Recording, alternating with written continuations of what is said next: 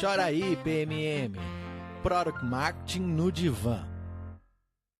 Fala aí, PMMs! Estamos começando mais um Chora aí, PMM, o quadro que coloca Product Marketing no divã. A gente traz histórias reais que você nos envia por meio do formulário que está na descrição para os nossos maravilhosos embaixadores desenrolarem essas histórias, ajudarem você a pensar por diferentes perspectivas. Hoje a gente tem aqui de novo Mafê e Thiago. Gente, muito obrigada por virem aqui de novo, por estarem aqui com a gente sempre, ajudando a comunidade a desenrolar esse dia a dia do Product Marketing, que é um grande desafio. E eu queria dizer para vocês que o desafio que a gente tem hoje é um pouquinho diferente do outro desafio que a gente falou anteriormente. Anteriormente a gente falou um pouco do desafio da pessoa que está muito em marketing, né, que está muito ali na ponta da comunicação. E no desafio de hoje a gente fala de uma pessoa que está no outro lado, que está mais no lado da análise, do comportamento, de definir mensagem e que não consegue chegar na outra ponta. Então, assim, ó, um super desafio para a gente desenrolar esses dois lados. Vou ler aqui para vocês e aí vocês me ajudam a desenrolar essa história. Eu passo semanas analisando o comportamento do cliente, definindo mensagem, criando materiais com base em dados e feedbacks reais. Mas quando chega no time comercial, parece que tudo vira só um anexo no e-mail, que nem sempre é aberto. Exemplo real. Nós fizemos um posicionamento novo, testamos com clientes, validando com o produto, alinhando com o CS. Apresentei no kickoff do quarter. E na semana seguinte, um vendedor mandou um pitch antigo, com mensagem desalinhada, e ainda disse: acho que isso se conecta melhor. A real é que eu não quero ficar sendo fiscal de conteúdo e nem ditar regras. Eu quero construir junto. Mas às vezes parece que vendas vê o trabalho de PMM como apenas um marketing bonitinho, e não como algo que realmente pode ajudar a fechar mais e melhor. Como criar uma relação mais próxima e estratégica com o time comercial, em que eles enxerguem o PMM como parceiro de negócio e não como o pessoal do material? Ouvindo você ler a pergunta, Aline, acho que o primeiro ponto é o quanto que de fato o time do comercial está sendo envolvido no processo. Eu acho que tem um valor muito grande, que não é necessariamente sobre validação, mas é o famoso buy-in, né, que a gente fala. Quando você está nesse processo de levantamento de dados, conversa com os usuários, clientes, né, enfim, antes de você já chegar com tudo pronto, com o deck lindo, maravilhoso, no fim, cria pontos de contato com o time comercial. Cria teses, cria hipóteses, cria caminhos. Mostra as alternativas. Olha só, eu cheguei até aqui, eu tô querendo ir por aqui, tô querendo... Porque também existe valor no que o comercial enfrenta lá na ponta. A dor no fim do dia, a cara, né?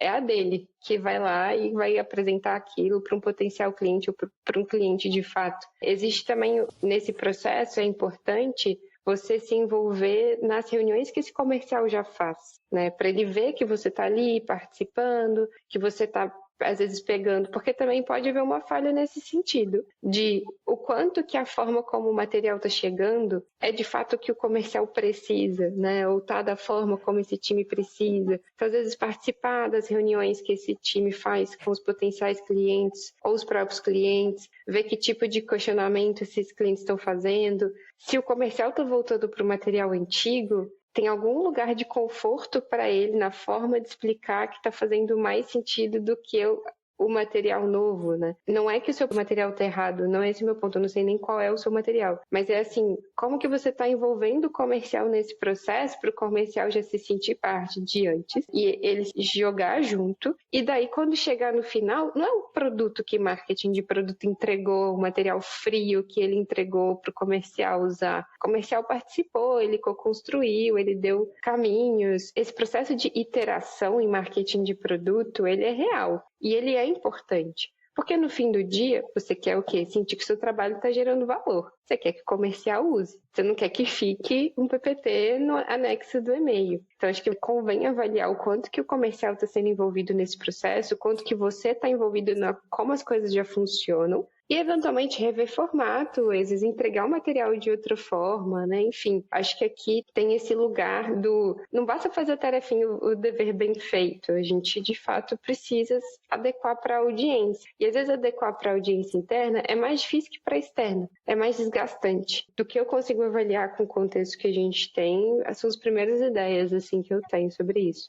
Perfeito, Mafê. Eu acho que esse tipo de situação, né, entre time de marketing, ou marketing de produto e comercial, é desde sempre, né? Desde que o mundo é mundo. Então, eu não sei se alguém que tá ouvindo a gente já trabalhou em bens de consumo, mas tem uma das áreas que chama trade marketing. Trade marketing é a área de marketing que cuida de posicionamento no ponto de venda, né? E faz degustação do produto. E tem muita interação com o time comercial. E esse tipo de discussão, né? De, pô, fiz um super PPT bonito pra ele apresentar pro cliente, ele vai lá e faz um negócio aleatório. Fiz um super material legal pra ele levar, ele vai lá e usa outro. É uma coisa que sempre teve, né? Então, acho que no nosso mundo agora, em tech, nossa parâmetro entre PMM e comercial vai continuar existindo também. E concordo muito com a Mafê no ponto de cocriação, assim, do quanto que o time realmente foi envolvido, porque a forma como você colocou, né, de que tava validado com todo mundo, inclusive CS, como foi esse processo, assim, né? Foi tipo, pessoal, aqui o documento, comentem se acharem que tá ok, passou uma semana, ninguém comentou, e você falou, gente, aqui é o novo material, ou foi realmente uma cocriação, né? Tem várias formas de fazer isso com workshop, com método, então, putz, abre um Miro, apresenta o pitch do produto, apresenta o conceito de como que é o produto, a proposta de valor, pede pra galera colocar o que eles acham que vai mais brilhar o olho do cliente, ou do outro lado, quais vão ser as possíveis objeções que vão vir. E aí, talvez nos posts de objeções, vocês vão ver que tem algumas nuances de coisas que não estão refletidas no material de uma forma tão clara. Às vezes ele tá numa parte do material lá que é um Q&A, mas ele não tá na história. Então, acho que uma parte, um ponto muito importante pra gente sempre pensar, como PMM, em como a gente leva os materiais pro time comercial, é que comercial é um contador de histórias. A gente tá contando uma história, a gente tá mostrando dados, fatos, quanto gera de conversão, quanto aquela feature é incrível, quais são os CRTBs maravilhosos. Às vezes não é sobre isso, sabe? A gente tá conduzindo em tom de storytelling. Eu tenho um exemplo recente que eu achei bem interessante, que é, a gente tá lançando na Hotmart uma nova feature aí na próxima semana, que chama Fast Buy. Fast Buy, basicamente, o comprador vai entrar num checkout da Hotmart,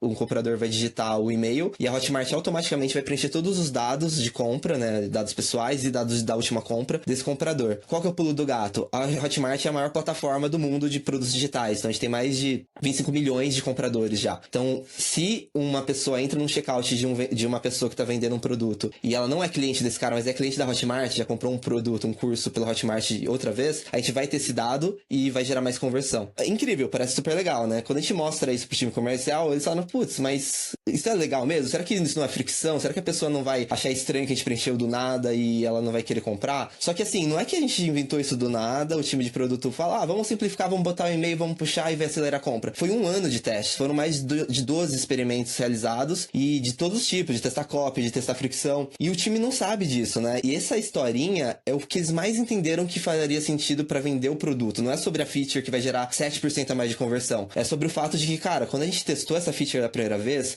a pessoa digitava o e-mail e a gente preenchia automaticamente os dados em menos de 1 segundo. O que aconteceu? Reduziu 3% de conversão, porque o comprador ficava com medo. De onde vem esse dado? Será que isso estão hackeando meu computador? Que magia é essa? Que bruxaria é essa? E aí a gente adicionou uma fricção falsa. Então abre uma tela de carregamento falando Secured by Hotmart, estamos buscando seus dados na nossa base, e aí aparece o dado. É uma fricção falsa. Só que isso trouxe segurança pro comprador de menos 3% de conversão, foi para mais 7%. Então olha como é o poder dessa história. E é isso que o comercial viu de valor. Não era no RTB, na value prop e tudo mais, sabe? Então acho que vale entender essas nuances, porque na prática é isso que ele vai usar, essa historinha que eu contei pra vocês, e não os 5 RTBs que tem no produto lá, porque ele gera mais conversão. Eu acho que fala um pouco aqui sobre a necessidade de escuta ativa, né? E bem na prática, porque às vezes acho que a gente fala de escuta ativa e fica uma coisa meio no campo das ideias, né? Mas imagina se esse case que você contou, Thiago, vocês não tivessem feito todos esses testes. O comercial levantou a mão e falou da preocupação com a percepção de segurança do cliente. Então seria algo importante, é algo importante de se ouvir. No caso, vocês já tinham mapeado, já tinham pensado e já tinham ultrapassado essa barreira. Mas de toda forma é importante de ouvir, assim. Então eu até diria que talvez pra essa pessoa, né, quando o comercial foi lá, colocou o pitch antigo e falou, acho que isso conecta melhor, tá ali entre aspas, talvez perguntar, me conta por que você acha que conecta melhor. Quais são os pontos que eu não tô enxergando aqui, né? E aí, obviamente, aos poucos ir conduzindo essa conversa pra não ficar só na percepção de uma pessoa vendedora, entender se, de fato, os dados também mostram isso, mas acho que ter essa escuta é super fundamental, né? E eu acho também que o comercial, como vocês falaram, né, é a carinha deles que tá a tapa lá, né? Então, se a gente não gosta de fazer posicionamento de produto que a gente não acredita, como é que o comercial vai vender produto de um jeito que não acredita? Então, acho que é super isso, assim, né? Levar a história para que eles acreditem no que eles estão vendo. Eu acho que tem um lugar aqui também de tentar entender mais a fundo o que é isso que o comercial precisa, porque às vezes é igual o cliente quando pede uma funcionalidade, né? Tipo, ele tem um problema, ele já te dá a solução, mas às vezes você tem outras N formas de resolver aquilo que vai ser muito melhor do que a forma como o cliente está pedindo. E às vezes é isso com o comercial, assim, ele vai virar e falar, não, eu preciso de outro material. Assim, que material? Que formato? Ele precisa de um deck de 25 páginas ou ele precisa de um one-pager muito bom, bem pensado, clean, direto ao ponto ali, que aí já leva ele para uma demo do produto e ele vai poder mostrar muito bem aquele produto. Às vezes nem ele sabe traduzir o que ele realmente precisa, então ele volta para um lugar de conforto. O material que eu já conheço, porque eu acho que eu mando bem com esse material aqui e eu vou manter, né? Acho que nessas relações cross que a gente tem enquanto marketing de produto, nunca leve para o lado pessoal, sempre parta do pressuposto de que estamos todos tentando fazer o melhor que a gente pode, assim, e chama para conversa, para rever o processo e pensar em outra coisa.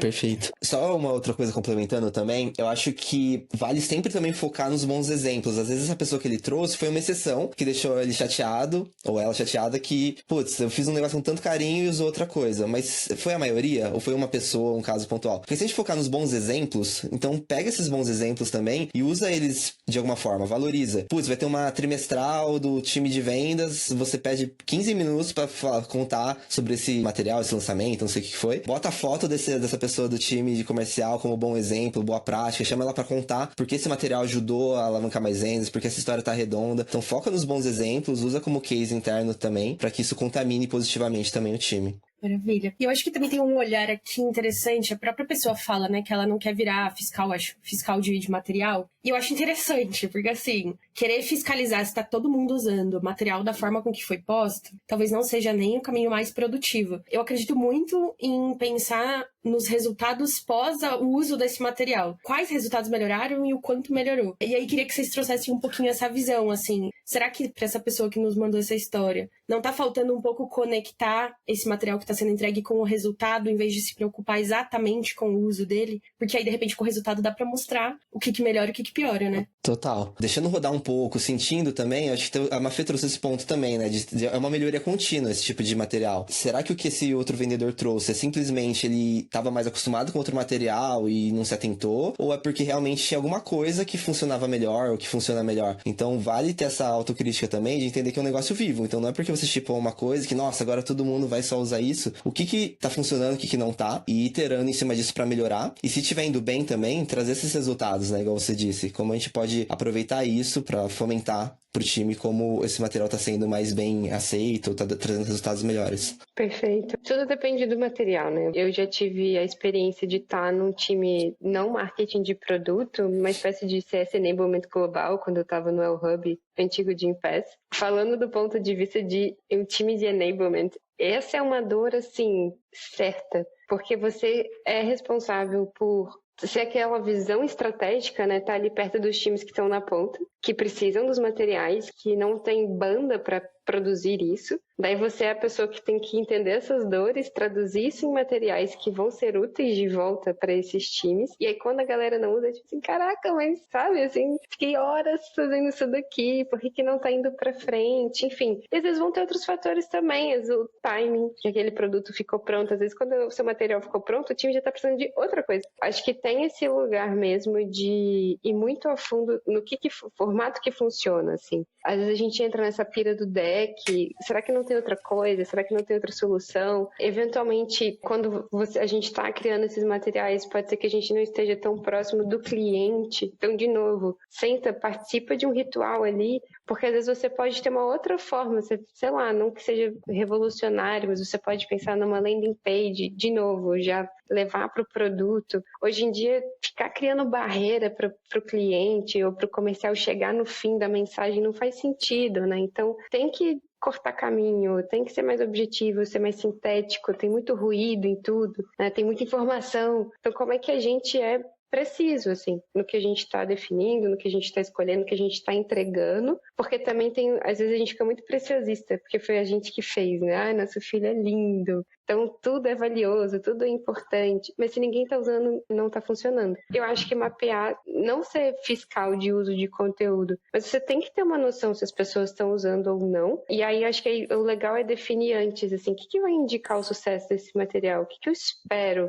a partir desse material que eu estou entregando para esse time, né? Por exemplo, quando eu estava no El Hub, às vezes eu criava materiais de uso de alguns aplicativos parceiros dentro. Então eu tinha que conseguir pensar quantas pessoas usaram aquele material para apresentar para o RH, e aí ter um indicador antes de quantas pessoas daquela empresa já tinham baixado o aplicativo para depois mensurar se aumentou o download do aplicativo. Então você tem que ir esmiuçando assim para mensurar de fato o que vai indicar que esse material funcionou ou não. E obviamente com dados você ganha ali um reforço na sua argumentação para aumentar a adoção do material que você criou. Tem uma coisa também que eu percebi na mensagem dele, que eu tava lendo aqui, que ele fala alinhado com CS e depois ele fala que foi um vendedor que chegou com esse outro pitch, né? E eu não sei se é o caso aqui, também com esse pouco contexto eu não sei dizer, mas em algumas empresas CS e Sales são times diferentes, né? CS é mais relacionamento com o cliente que já tá dentro de casa e vendas é o time que tá indo pra mar aberto trazer gente pra dentro. Então, a gente tende a fazer um one fits all, né? Então, o material de um produto que vai servir pra todo mundo. E talvez não seja. Então, dependendo, por exemplo, na Hotmart, o pitch de CS é completamente diferente de um pitch de Sales, do mesmo produto. Porque em CS, eles vão ir muito mais pra um lado, partindo do pressuposto que a pessoa já entende a plataforma, já tá comprada com a plataforma, já é usuário. Então é muito mais focando em resultado, como que ela vai melhorar a vida dela, tudo mais. Como era melhor que antes, né? Talvez trazendo até um paralelo. Enquanto para o time de vendas, é muito comparando com a concorrência, é trazendo benchmarks de outras empresas, de como é feito e como aqui é melhor. Muda o argumento também. Então acho que vale também essa reflexão de qual que é o contexto dessa pessoa e se efetivamente dentro da sua empresa, não só entre esses dois times, Sales e CS, mas existem também vendedores ou times, pods, aí não sei como que é a alocação, mas que atuam em segmentos diferentes, nichos diferentes, e para isso ele vai ter que adaptar o pitch de uma forma que para você pode parecer desalinhado, mas no contexto dele é o que vai funcionar. Não, ainda tem o fator que se for um time global, você precisa total. localizar o seu pitch. É verdade. Né? Eventualmente, é o que dizer, traduzir o pitch. Não, às vezes você vai ter que fazer pitches diferentes mesmo, assim, com abordagens e argumentos diferentes sobre o mesmo produto, em diferentes idiomas, para cada país ou região que você está levando o seu produto, né? Então, o trabalho é árduo, não tem jeito. Eu gosto dessa visão, meio que razões para comprar e razões para usar, né? São argumentos diferentes, isso não significa que a mensagem do produto não esteja coesa. São só momentos diferentes do cliente. Acho que temos aí um bom caminho para essa pessoa que nos mandou essa pergunta. Queria agradecer pela presença de vocês aqui com a gente, por contribuírem tanto, por se disponibilizarem do tempo de vocês para ajudar aqui a comunidade a pensar o dia a dia de Product Marketing, que a gente sabe que é um desafio, a gente sabe que nem sempre tem espaço nas empresas para a gente falar desses desafios de forma tão aberta, então a ideia é a gente trazer isso para cá, conseguir trazer essas conversas difíceis para cá. E queria deixar aí um espacinho para vocês falarem seus recados finais ou seus jabás. Pessoal, espero que vocês tenham gostado, que a gente tenha conseguido apontar caminhos. Nem sempre é fácil mesmo, assim, até mesmo ouvir que você precisa voltar e olhar para o seu próprio trabalho e repensar como as coisas estão sendo feitas. Eu acho que, assim, todos nós passamos por isso. Até estando aqui no podcast, ouvindo as dúvidas de vocês, quando eu começo a responder, eu começo a fazer uma autocrítica, assim, na minha cabeça. Eu tô fazendo isso? Tem tempo que eu não faço isso que eu tô falando e mostrando para essa pessoa que talvez seja o melhor caminho. Então, estamos todos aqui para aprender, enfim, se sintam super à vontade para continuarem mandando aí suas perguntas. Gente, muito prazer estar aqui hoje novamente com vocês. Hoje a conversa foi muito em cima de como a gente consegue gerar valor no trabalho que a gente está construindo e fazer com que ele seja efetivamente usado, aplicado, né, pelos outros times. Aqui no exemplo, um time comercial. É uma luta constante, mas envolve muito também essa autocrítica, né, de como a gente consegue efetivamente construir melhores pontes, envolver o time realmente na construção, não só na validação, mas na construção do que a gente está levando para eles depois, para que não vire só um PPT bonito no e-mail, né, ele seja aplicado no dia a dia. Bom, e é isso. Se você quer, PMM, ver aqui o seu desafio, a sua história real, o seu dia a dia, falado, comentado pelos nossos embaixadores, mande a história. O link do formulário para você mandar a sua história vai estar na descrição aqui do podcast. E a gente quer te ouvir, quer trazer esses casos reais aqui pra gente discutir, sair da teoria e ir pro dia a dia. Então é isso. Fala aí, PMM.